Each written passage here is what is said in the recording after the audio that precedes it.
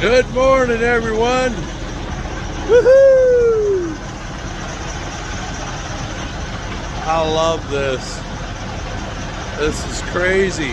Check this out.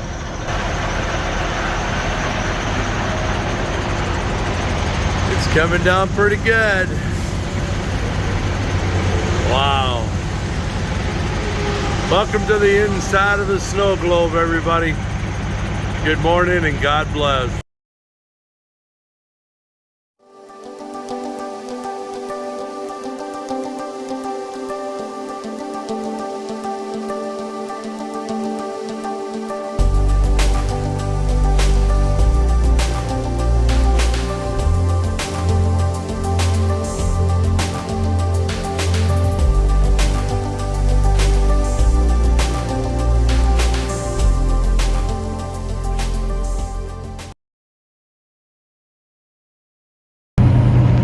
Let's go Pennsylvania.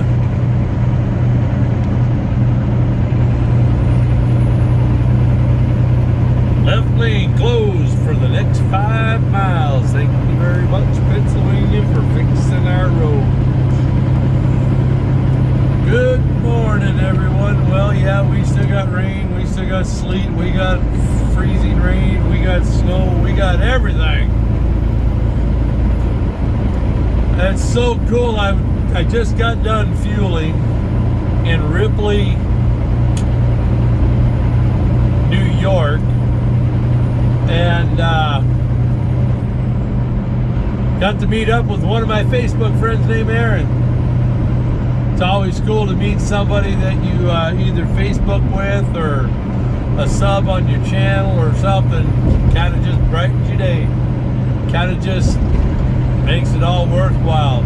Hallelujah. Good meeting you, Aaron. Alright, guys, on that, we're just gonna roll around. We got some concrete now. We got some construction workers out here, though. Wide berth, baby. Wide berth. Give them all the room they need. Alright, guys. Love you. I'm out. 185 gallons. Woo! Well, let's go get Ohio again. We're back. Well, let's just see if we get pulled into the scale house. Yeah, we're still contending with snow flurries. It's got to be the lake effect coming off of Lake Erie here.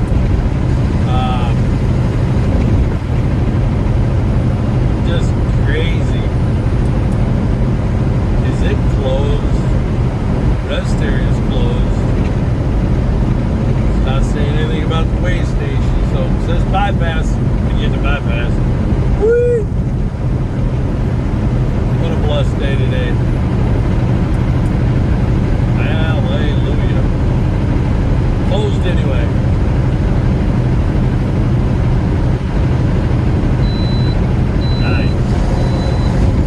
Light and bypass. That's good, but it's close. Because even though in Oregon, or is it Washington? I think it's Oregon. It can say closed. See, hazmat placarded vehicles enter scale. So even though I would have, that's a good tip. Even if I would have gotten the green light and the bypass, if my load was placarded, I would still have to pull in even though I got the bypass. Some states are that way. I believe, I want to think that Arizona, Utah down there, scale is that way. There's a few of them you really got to pay attention to crossing the scales if you got a hazmat load. So if any of you guys are pulling hazmat randomly, yeah, just a little dip. Alrighty. Well, we're in Ohio. Look at that ominous clouds. Alright, guys. On that, I'll get back to you. Welcome to Lake Erie. We are going into downtown Cleveland.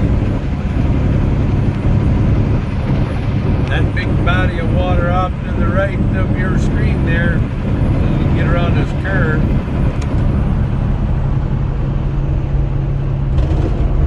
That is Lake Erie.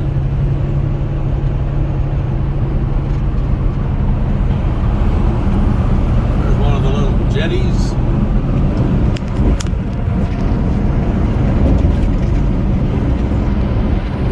Let's go through downtown.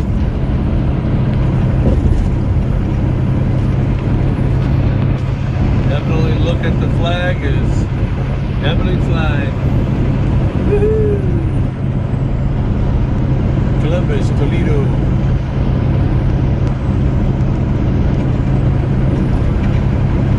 All aboard the train. Got a mural painted on a building here. It'll be on your right hand side. It's an aqua. I'm not exactly sure. I don't know if you catch the name of the building or not. But it's definitely, it's got like a whale painted on it. It's pretty cool looking. It's got like a humpback whale doing a breach. It'll be on the right side of your screen there. Let me see if I can bring it in. Here it is. See if we can get a good shot of it.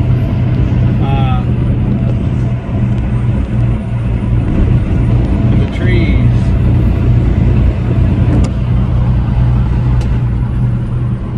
Cleveland Public Power. So it's the power building. Yeah, dude.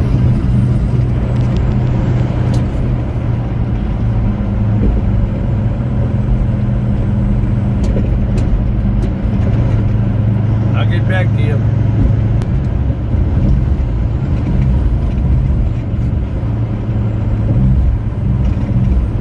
I think able to get it in there, but straight ahead before we made this left turn was where the Cleveland Browns play.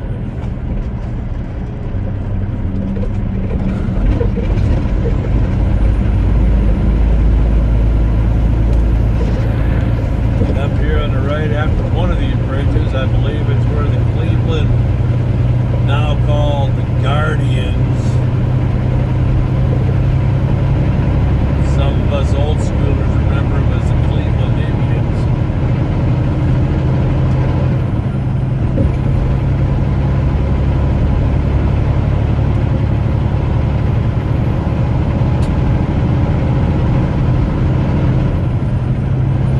Rest of the field.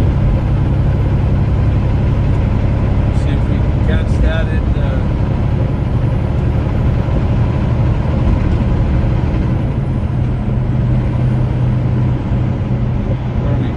pop out of here. But this is Cleveland on Interstate 90 that rolls through here. I got a goofy question to ask too. Can anybody explain to me why on these tollways, you know, part of the reason it's a tollway is so they can take care of the highway better, supposedly. My goodness, I found more holes and craters and freaking, I mean, these are rough roads. And this is supposed to be a tollway. I don't know. I don't want to rant too hard, but you know, if you're gonna catch me at the freaking at a toll, then I don't know. Take care of the dang roads for the money that you're taking from me. Just saying. Yes, there it is. Cleveland, better be correct. Guardians, right there. There's downtown Cleveland, everybody.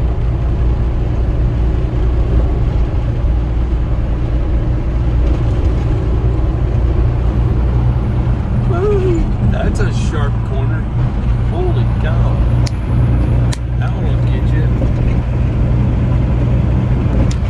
Alright guys. We're going to just pay attention to the road, seeing how these are a little sharper than what I like curves. So alright guys, on that, I'm going to get over one.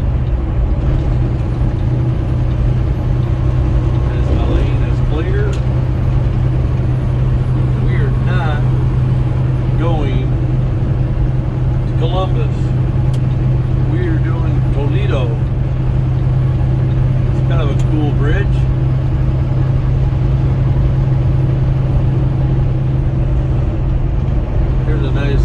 lift bridge.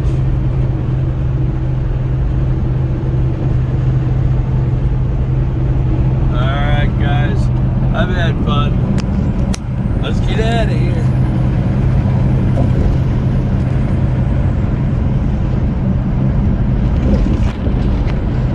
Man, these roads are rough. Just saying. Maybe it's just me. Afternoon, everybody. I got a bone to pick. Not with you guys not my subs or with you guys, but has anybody else heard this new law that they're trying to pass, or if they did pass 7-3 in California about infanticide, where I think it's up to 16 or 17 weeks old, parent or mother or whatever can it's yeah, they call it infanticide or whatever they call that. It's got my blood boiling. That's against humanity. That should just sicken anybody. It just makes me want to throw up. I don't see any gray area in this. It is what it is. You're either in it or out of it. So I just had to get that off my chest. You guys can comment if you want or not. It doesn't matter. We're sitting here in Indiana. We're taking our break along Interstate 90 here. We're just outside of Chicago, or in that region. So figured I'd get my break done today or here before I get into Chicago, and then see if we can't make it up to Wisconsin yet today. But no, it just leave a comment or what you think. If this isn't something you wanted to hear, then I'm not going to apologize for something like this. That's just, this isn't political. I don't care how you slice it. That's not political. That's just humanity. So we're doing a little walk along. I got to try to let it go. That's kind of the other reason why I had to stop and take my break, because I was on the phone with another friend of mine, and it just sickens me. Makes me want to lose my lunch, and I haven't even eaten yet today. So just want to throw that in there early in the day so I can end the day on a lighter note with you guys. You guys are awesome subscribers. I love you guys. You guys are the best. You guys let me ventilate a little bit. But no, this channel will always tell the truth as much as I know it. So total transparency. All right, guys. Well, we're gonna finish our break up and get out of Dodge. Let me show you where we're at. We're at an oasis. We finally found some sun. Well, sort of. It's up there somewhere. It's right about in there. But yeah. All right, guys. God bless. Let's see, what does that say? Welcome to George something, Platteville, Illinois, or Indiana, or somewhere. I know we're in Indiana. So, all right, guys. On that, God bless. Catch you on the next.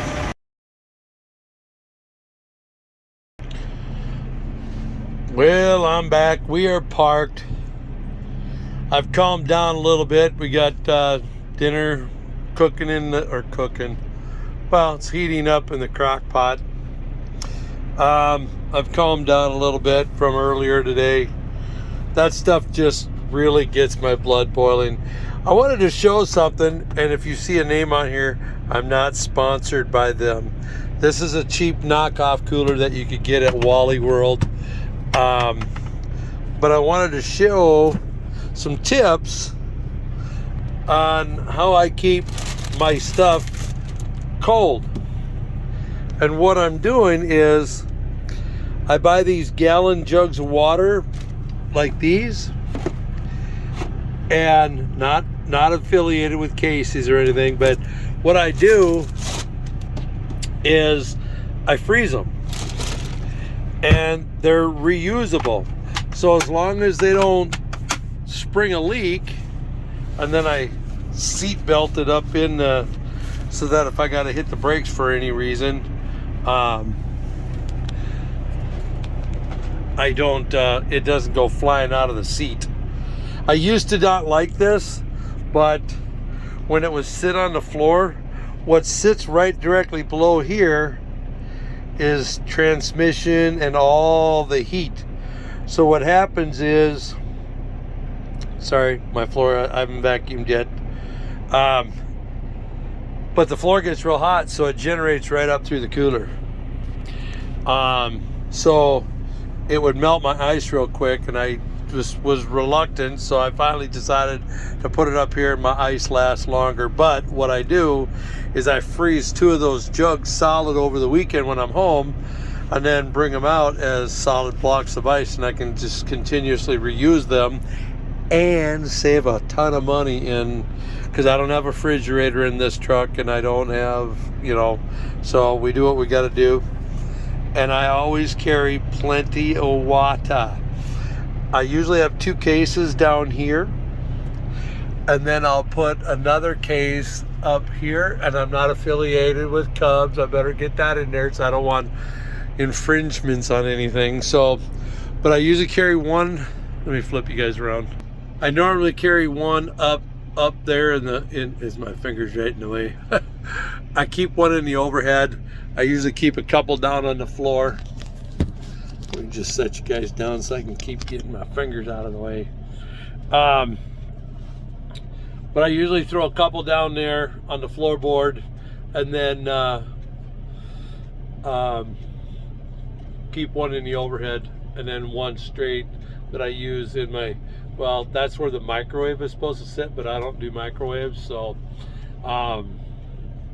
yeah, so I wanted to share that. And so if little traveling tips, if you guys are traveling, you can get those, I guess they're about a gallon, and they don't have like the milk, they're not the milk carton style, because those don't last long, because that plastic is, it gets stiff and rigid, and it'll break a lot easier. It'll crack.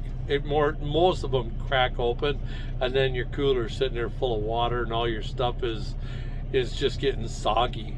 This way, these containers, I've been using these 2 right now for probably better part of at least 2-3 months now, something like that. And as long as they don't spring a leak, keep using them. So just that little tidbit. But yeah, like I said, we got dinner cooking in the crock pot, not microwave. We are going to make it back to the yard tomorrow. We'll kick this wagon off early in the morning. I'll get back on the road at 1 a.m. Central Standard Time, and we'll kick the wagon off at the yard, grab our next load. If everything goes right, we'll be back down into Chicago tomorrow. I'm hoping by pushing super early, there's a Love's truck stop down the road from where I'm doing my quote unquote drop and hook, which is not really a drop and hook, but anyway, and that I can get a parking spot there, because it's on the interior of basically a Chicago suburb. They fill up pretty darn quick, so parking is, and I'll take a look at it, see what time, because if I get back to if I'm on the road, I'm 4 hours out from kicking the wagon off. So I'll kick the wagon off, and then grab the next load, do my paperwork, blah blah blah, and then from here where I'm sitting, I'm almost 2 hours from there. So a total of 4 hours, and then 4 hours back to here. So that gives me 3 more hours. It'd be tight getting in there, but I'd be right at the end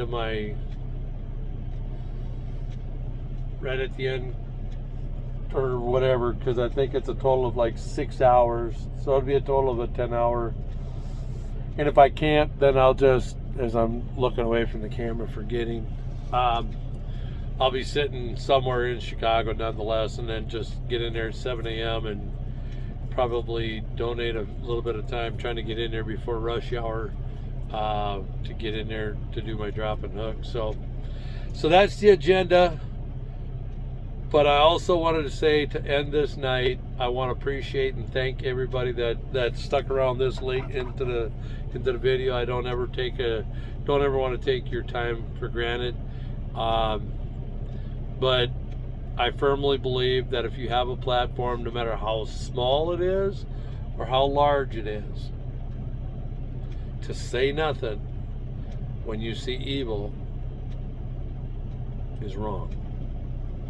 That's just my opinion. That's just how I feel. I'm not bringing any rail against anybody else. But I just firmly believe that no matter how, granted, we only have 84 subs. It's not a lot of subs compared to a lot of channels out there. And I may lose some people on this, but at the end of the day, it's not about how many subs I have. It's about doing the right thing. So I always want to make sure my platform that I have, as long as I have it, serves the purpose of the Lord. And when you see evil, point out evil. It's just that simple. Okay? So on that, my friends, God bless. I love you guys. And as always, I'll get back to you.